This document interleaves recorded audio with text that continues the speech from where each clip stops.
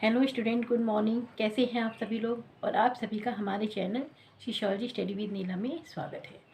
तो हम लोग आज जिस टॉपिक पे चर्चा करने जा रहे हैं वो है टालकट पार्सन्स। आज हम उनका इंट्रोडक्शन और उनका सोशल एक्शन जो थ्योरी थी उसके बारे में आज हम लोग पढ़ेंगे, ये डिस्कस करेंगे। तो अपने टॉपिक पे चलने से पहले आप मेरे चैनल सोशियोलॉजी स्टडी विद नीलम को लाइक कर दीजिए, शेयर कर दीजिए, सब्सक्राइब कर लीजिए।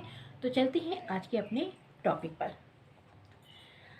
आधुनिक अमेरिकी समाजशास्त्रियों में टालकट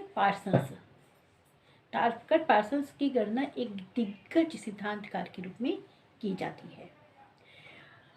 पार्सन्स ने द्वितीय विश्व युद्ध के बाद अमेरिकी समाजशास्त्र पर गहरा प्रभाव डाला और वे अपनी ढेर सारी समाजशास्त्रीय कृतियाँ थीं उसके साथ विश्व के सामाजिक पटल पर छा गए। द्वितीय विश्व युद्ध के बाद पार्सन्स एक अमूर्त सिद्धांतकार थे और उनका समाजशास्त्रीय सिद्धांत जिसे बहुता संरचनात्मक प्रकारवाद और आधुनिक संरचनात्मक प्रकारवाद या आदर्श प्रकारवाद के रूप में जाना जाता है, जो कि सामान्यतः आधुनिक समृद्ध अमेरिकी समाज की उपज ये माना जाता है। पार्सन्स के जो सिद्धांत और समाजशास्त्रीय अवधारणाएं हैं सन 1970 तक समाजशास्त्रीय जगत में प्रमुख आकर्षण का केंद्र रही हैं। अब बात कर लेते हैं इनके आगे की इनका इंट्रोडक्शन के बारे में। तो जो टालकट पार्सन्स थे इनका जन्म सन 1902 में कोलोराडो अमेरिका की यहूदी परिवार में हुआ था। उनका पारिवारिक परिवेश धार्मिक और बौद्धिक था और उनके पिता एक धर्म परिषद के मंत्री और प्रोफेसर थे जो बाद में छोटे से कॉलेज के अध्यक्ष बन गए। पार्सन्स ने 1924 में एमएस कॉलेज के पूर्व स्नातक की उपाधि प्राप्त की और स्नातक उपाधि के लिए उन्होंने विश्व की सुप्रसिद्ध संस्थान लंदन स्कूल ऑफ इकोनॉमिक्स में दाखिला लिया। उनके अगले वर्ष ही वे जर्मनी के हेडलबर्ग विश्वविद्यालय चले गए और वही विश्वविद्यालय था जहां प्रख्यात समाजशास्त्री मैक्स वेबर का अपने जीवन का काफ़ी समय उन्होंने यहाँ पर बिताया था।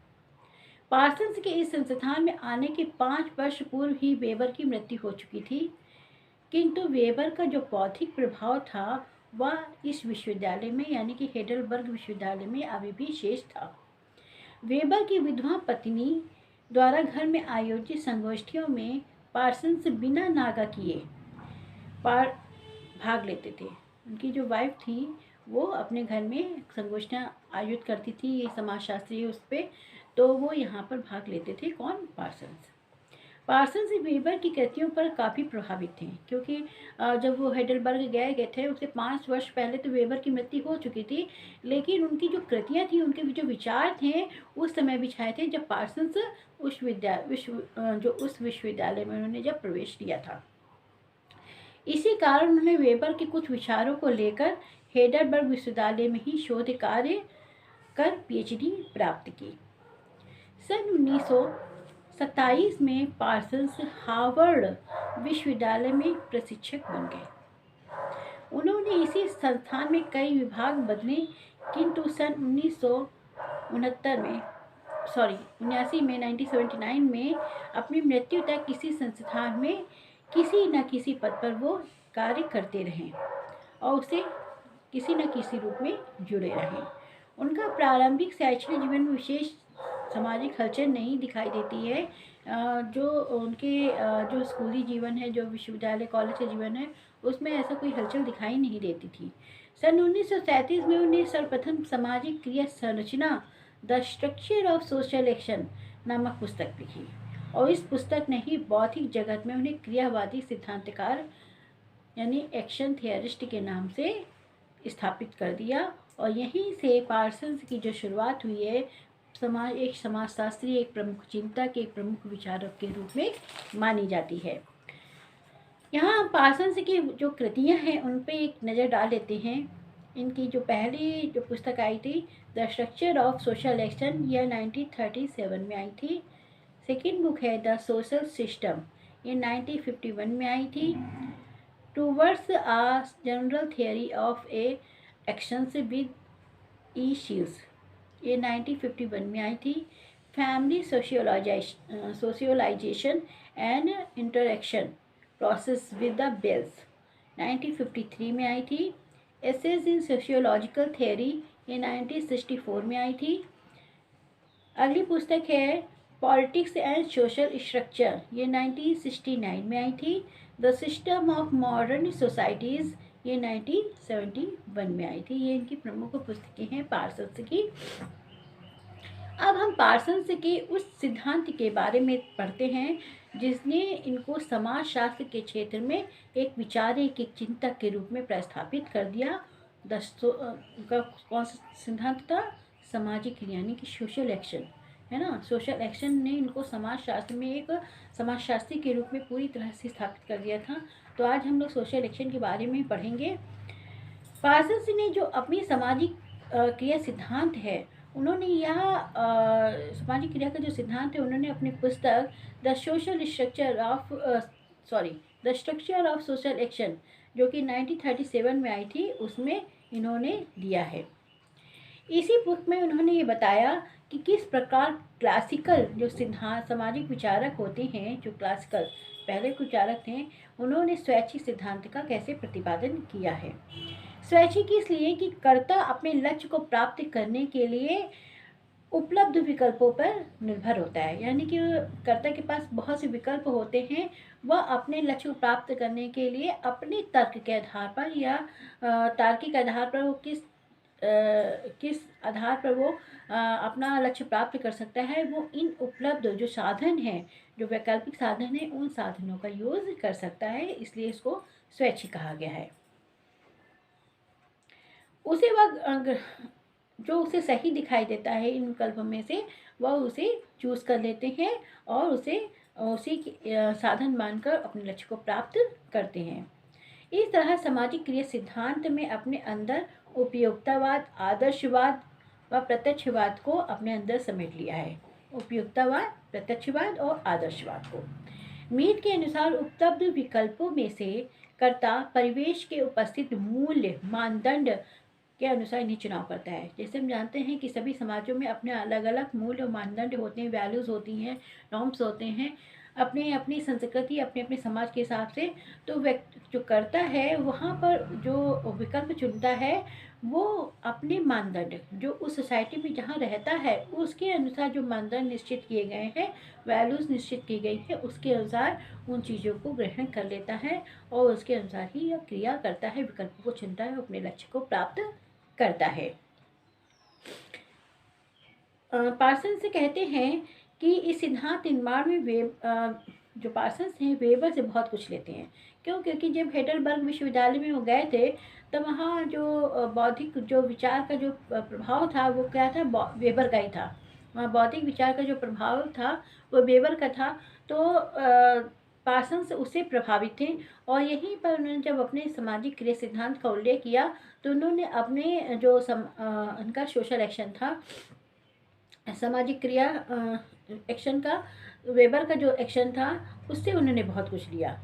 वेबर ने बताया कि क्रिया वह है जिसके पीछे स्वयं कर्ता, है ना, बर्नस्टाइन बताया था ना, स्वयं कर्ता के पीछे कोई ना कोई अर्थ निहित होता है। तो यहाँ पर पार्सन्स के अनुसार सामाजिक क्रिया वह गतिविधि है और जिसका उद्देश्य किसी न किसी लक्ष्य को प्राप्त करना होता है। देखिए यहाँ पर एक डिफरेंसेस आपको बता देते हैं। वेबर कहते हैं कि जब कोई कर्ता क्रिया करता है तो उसके पीछे कोई ना कोई अर्थ जरूर होता है और वो अर्थ कर्ता के हिसाब से होता है।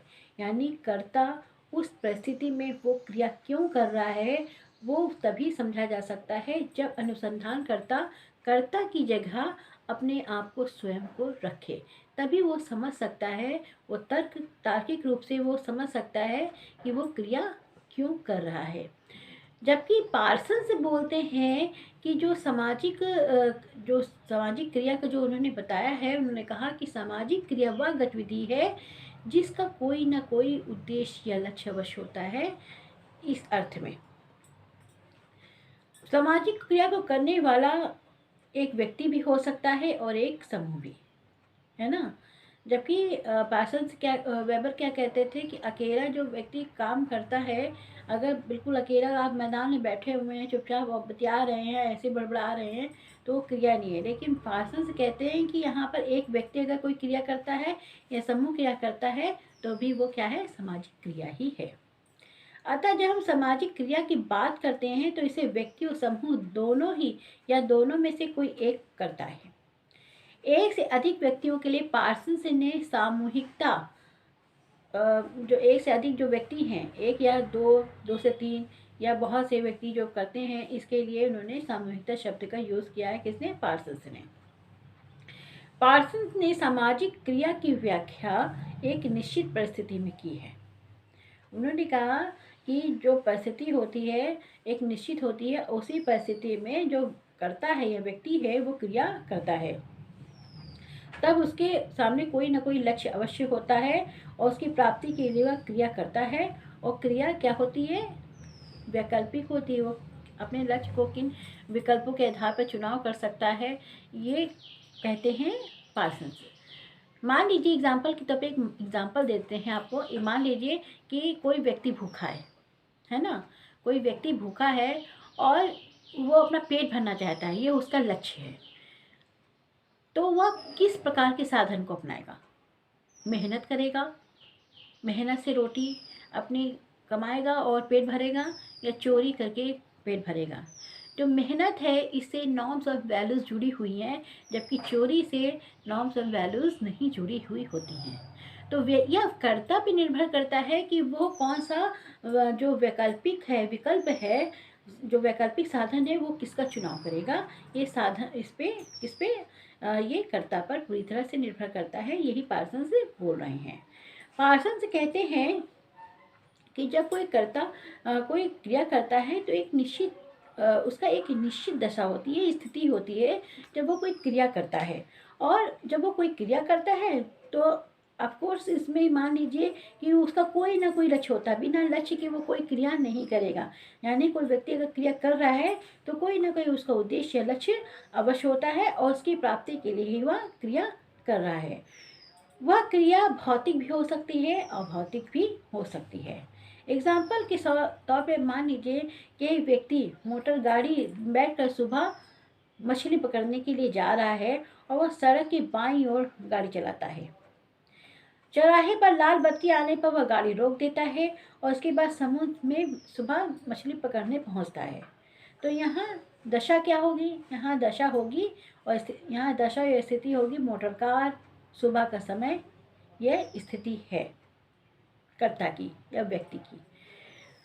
वह परंपरा और कतिपय मूल्यों के आधार पर मछली पकड़ता है। वहाँ के जो मूल्य हैं, जहाँ वो रहता है वहाँ मछली पकड़ने की क्या साधन है ना, किस आधार पर मछली पकड़ेगा, ये उसको डिफाइन करना है उससे इसको कर्ता को। इस भांति किसी भी क्रिया के पीछे कर्ता एक सामूहिकता, लक्ष्य तथा स्थिति व दशा होती है। मानक मूल्य होते हैं। पार्सन्स का क्रिया सिद्धांत इन्हीं सिद्धांतों से बंधा हुआ है। वो बोलते हैं कि जो कर्ता है वो स्थिति में होता है और मूल मानदंड के अनुसार वह क्रिया करता है और क्रिया करने के बाद उसका जो लक्ष्य है वो क्या है? मछली पकड़ना। वो मछली पकड़ता है। इसके यहाँ पर पार्सन्स कहते हैं कि अगर हम इसको संक्षेप में बात करें, अगर संक्षेप में थोड़े में समझना चाहें पार्सन्स का, तो पार्सन्स की जो क्रिया सिद्धांत है वो 3 चीज़ों पर निर्भर करती है। पहला सामाजिक दशा या स्थिति, दूसरा लक्ष्य और थर्ड है आपका मानदंड या मोल। इन्हीं 3 तत्वों से उनका पार्सन्स का सामाजिक क्रिया सिद्धांत बंधा हुआ है। तो ये था पार्सन्स का सामाजिक क्रिया सिद्धांत। आई होप कि आपको समझ में आया होगा कि आप सामाजिक क्रिया सिद्धांत, पार्सन्स का सामाजिक क्रिया सिद्धांत क्या है। तो आज की जो क्लास है हम लोग यहीं तक रखते हैं। अगली क्लास में हम लोग कल पढ़ेंगे पार्सन्स का सोशल सिस्टम, सामाजिक व्यवस्था और पैटर्न वेरिएबल। तो इसके बारे में हम लोग कल डिस्कस करेंगे, मगर आज की क्लास यहीं तक रखते हैं। जाने से पहले आप मेरे जो चैनल है सोशियोलॉजी स्टडी विद नीलम को लाइक कर दीजिए, शेयर कर दीजिए, सब्सक्राइब कर लीजिए। तो आज की क्लास यहीं तक रखते हैं। Thank you.